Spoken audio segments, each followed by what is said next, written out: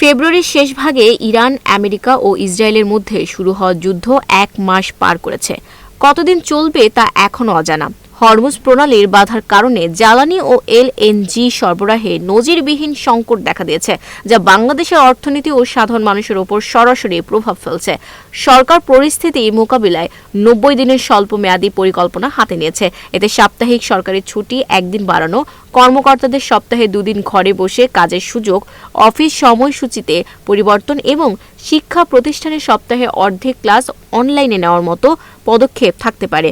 সব সংস্থাকে জ্বালানি সাশ্রয়ের জন্য নিজস্ব প্রস্তাব তৈরির নির্দেশ দেওয়া হয়েছে। কিছু মন্ত্রণালয় ইতোমধ্যে খসড়া প্রস্তাব প্রস্তুত করেছে, যা মন্ত্রিসভার বৈঠকে উপস্থাপন করা হবে। পরিস্থিতি জটিল হলে মধ্য ও দীর্ঘমেয়াদী কৌশলে যেতে হবে। নির্দেশনায় বলা হয়েছে, দিনের আলো ব্যবহার করে বৈদ্যুতিক বাতি কমানো, অফিস চলাকালে শুধু প্রয়োজনীয় যন্ত্র ব্যবহার, এয়ার কন্ডিশনারের তাপমাত্রা 25 ডিগ্রি সেলসিয়াস বা তার বেশি রাখা এবং অফিস ত্যাগের সময় সব বৈদ্যুতিক যন্ত্র বন্ধ রাখা বাধ্যতামূলক। করিডোর, ওয়াশরুম ও সিঁড়িতে অপ্রয়োজনীয় বাতি বন্ধ রাখতে হবে। Desk report, news flash 71।